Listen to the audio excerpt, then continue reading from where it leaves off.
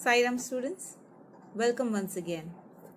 Today we are going to continue with part 2 of our English chapter 6 from our textbook First Flight. The chapter name is The 100 Dresses part 2. In the previous lecture we learnt that while all the students of room number 13 were having a look at the wonderful creations of Wanda Petronsky, that is her drawings, only then a note is received by Miss Masson, and she comes to know that Wanda's father sent a note stating that none of his 2 children will attend the school as they are moving to a big city where no one would judge them by their name. And also, this note was quite a shock to Miss Masson. She was left shocked and she conveyed her disappointment to the class. So, what was the effect of this note on Maddie and Peggy? Let's learn in this chapter. Goodness, wasn't there anything she could do? If only she could tell Wanda she hadn't meant to hurt her feelings. She turned around and stole a glance at Peggy, but Peggy did not look up. She seemed to be studying hard. Well, whether Peggy felt badly or not, she, Maddie, had to do something. She had to find Wanda Petronsky. Maybe she had not yet moved away. So here, in this para, what we understand is Maddie was filled with guilt and regret. Maddie wished for a chance to apologize to Wanda, hoping Peggy would also be thinking the same way, hoping that Peggy would be thinking about Wanda too. So she takes a look at Peggy. Okay. And what did she find? Peggy was not bothered. Peggy was quite busy. She was studying. Okay. So regardless of what Peggy was thinking, Maddie decided to take some action. Okay. So she decided that she need to check. She hoped that Wanda hadn't yet moved away. Okay, so she was still thinking about Wanda. Okay, she was hoping that Wanda should not have moved away. Maybe Peggy would climb the heights with her, and they would tell Wanda she had won the contest, that they thought she was smart, and the 100 dresses were beautiful. So why did she hope Wanda should not move away? Because she wanted to tell her, okay, that she had created, she wanted to appreciate her 100 dresses. Okay, and she also wanted to tell her that how sorry she was. Okay, she didn't like the way Peggy behaved with her, and she wanted to express her discontent. She wanted to express that she felt sorry for the incident. And also at the same time, she wanted to appreciate her 100 dresses. When school was dismissed in the afternoon, Peggy said with pretended casualness, "Hey, let's go and see if that kid has left town or not." So Peggy had the same idea. Maddie glowed. Peg was really all right. So that day, after the school ended, Peggy asked Maddie in a very casual way if they could go and check if Wanda had moved or not. And Maddie was really satisfied with the thought that both had same plans of apologizing to Wanda. The 2 girls hurried out of the building up the street toward Boggins Heights, the part of town that wore such a forbidding air on this kind of a November afternoon. Drizzly, damp, and dismal. So that was there was the place that they were, both the girls, they hurried out. They hurried towards, towards the place where Wanda lived, that is Boggins Heights. Okay, both of them hurried towards this place. The place where Wanda lived, where actually they wanted to find out. In order to find her, they went to this place. And how did they find this place? During this season, that is, in the November afternoon, the atmosphere over there was quite sad and hopeless. And the place was generally wet. Here, forbidding refers to unfriendly. Okay, so that seems to be an unfriendly place. And they had this feeling that the atmosphere at this place was quite wet and sad. And also it was kind of hopeless. Well, at least, said Peggy gruffly, I never did call her a foreigner or make fun of her name. I never thought she had the sense to know we were making fun of her anyway. I thought she was too dumb. And gee, look how she can draw. Maddie could say nothing. So Peggy tries to comfort herself here. Okay, she starts murmuring to herself that at least she didn't call her a foreigner or, make fun of her name. She didn't call her, she knew that Wanda was an immigrant, but still she didn't call her a foreigner. Neither did she make her feel different for having a very unfamiliar. She was always under the delusion that Wanda was not able to understand, or Wanda had no idea that those girls were making fun of her. And above all, she was such a great artist. Maddie, on the other hand, was quiet. She couldn't say a word. All she hoped was that they would find Wanda. She wanted to tell her that they were sorry they had picked on her, and how wonderful the whole school thought she was. And please, not to move away, and everybody would be nice. She and Peggy would fight anybody who was not nice. The two girls hurried on. They hoped to get to the top of the hill before dark. So here, what we understand is, Maddie was unable to speak a word. What she hoped was a chance to meet Wanda and to confess, to make amends, to appreciate her, okay, and also to stop her from moving away from that place.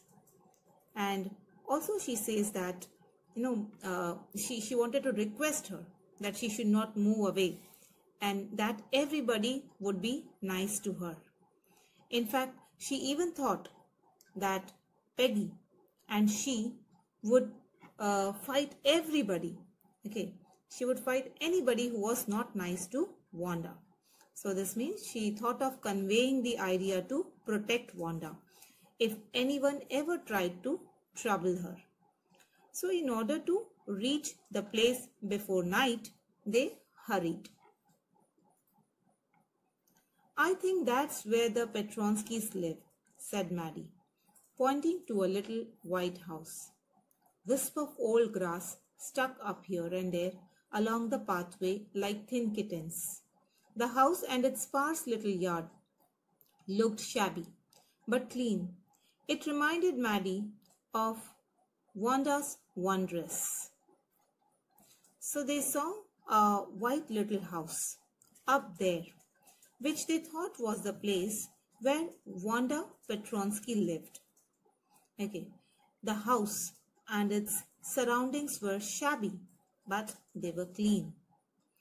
Also, they appeared quite similar to Wanda's worn-out blue dress. Okay, the worn-out blue dress that she used to wear to school. Her faded blue cotton dress. Even that dress was shabby but clean. There was not a sign of life about the house. Peggy knocked firmly on the door, but there was no answer. She and Maddie went around to the backyard and knocked there. Still, there was no answer. So, thin bunches of grass grew along the path that led to the house. And these grasses, they resembled thin kittens. No one could be seen around the house. So Peggy knocked firmly on the door, but there was no answer because there was no one. She and Maddie went around to the backyard and knocked there, and still there was no answer. There was only disappointment. There was no doubt about it. The Petronskis were gone. How could they ever make amends? They turned slowly and made their way back down the hill. Well, anyway, said Peggy. Now here, to make amends means to show that one is sorry by doing something else. Okay, to feel sorry. So now there was no doubt about it. The Petronskis were gone. Okay, when they knocked the door, there was no answer. So they were quite sure that they have left the place. So now how will, so they lost the last chance to make amends. Okay, to show that they felt sorry for what they did. So in order to comfort herself, Peggy started saying that she's gone now. So what can we do? Besides, when I was asking her about all her dresses, she probably was getting good ideas for her drawings. She might not even have won the contest otherwise. So now when she, Peggy started comforting herself by saying that Wanda must have looked for drawing inspiration only after she started her dresses game. Okay. And hadn't she done that, Wanda would have never won the drawing competition. Right. So here Peggy started saying that in order to comfort herself. Okay. Though somewhere she was feeling sorry, but then she wanted to comfort herself. Hence she says that probably Wanda got this idea only after she started her dresses game. Maddie turned this idea carefully over in her head. For if there were anything in it, she would not have to feel so badly. But that night she could not get to sleep. She thought about Wanda and her faded blue dress and the little house she had lived in. So Maddie also tried to convince her after what Peggy said, and that if this is the case, she doesn't have to feel so bad. Wanda shouldn't have to feel so bad. But later that night, she could not sleep. Okay, she was unable to sleep. She was restless, as she was constantly thinking about Wanda's little house and her faded blue dress. Both were shabby but clean. And she also thought of the glowing picture those 100 dresses made, all lined up in the classroom. At last, Maddie sat up in bed and pressed her forehead tight in her hands and really thought. So here, she also remembered her glorious, those wonderful looking 100 dresses that were all lined up in the classroom. But finally, when she was, she tried hard, but when she couldn't sleep, she pressed her forehead tight in her hands. Okay, finally, she sat in her bed and started thinking deeply. Okay, and what was she thinking? This was the hardest thinking she had ever done. Okay, the hardest she had ever done. After a long, long time, she reached an important conclusion. She was never going to stand by and say nothing again. Okay, now she pressed her forehead tight in her hand, which indicated that she was really trying to concentrate. She wanted to take some important decisions. She reached an important conclusion that she was never going to stand by and say nothing again. So after thinking so much, so deeply, she came to a conclusion that she will always stand up. She will always stand against the wrongs and will, if ever she heard anybody picking on someone because they were funny looking or because they had strange names, she would speak up, even if it meant losing Peggy's friendship. So she decided that she would never let anyone make fun of others because of their funny appearance or because they had strange names. Okay, so she decided that she would not shy away to speak up against Peggy, even if it meant losing her friendship. She had no way of making things right with Wanda, but from now on, she would never make anybody else that unhappy again. So she could not go in the past to make changes, to make amends with Wanda, because Wanda had already left. So no matter how much she wanted to, but from now on she decided that she is never going to let any other person feel embarrassed or unhappy again. Okay, so here picking on someone basically means criticizing someone. On Saturday, Maddie spent the afternoon with Peggy. They were writing a letter to Wanda Petronsky. It was just a friendly letter telling about the contest and telling Wanda she had won. They told her how pretty her drawings were, and they asked her if she liked where she was living and if she liked her new teacher. So on Saturday, both the girls, they sat together, and that afternoon they started writing a letter to Wanda, and it was just a friendly letter. So here what has happened is, they wanted to tell Wanda that she had, no matter how much they wanted to apologize, they didn't have the courage to do so. So they ended up writing a friendly letter, okay, to tell her how pretty her drawings were, and they also told her that she had won the contest. And also they asked her like whether she liked her new teacher. They had meant to say they were sorry, but it ended up with their just writing a friendly letter, the kind they would have written to any good friend, and they signed it with lots of X's for love. They mailed the letter to Boggins Heights, writing please forward on the envelope. Okay, so as I said earlier, that they ended up with their just writing a friendly letter. Okay, and they mailed the letter to Boggins Heights with please forward written on it, because they didn't know her address, her new address. They were not aware of it, so they send it to the same old address, that is Boggins Heights. So students, here we come to an end of this lecture. I hope you understood the lesson, this part of the lesson. In the coming lecture, we will continue. So that's all for today. Thank you so much.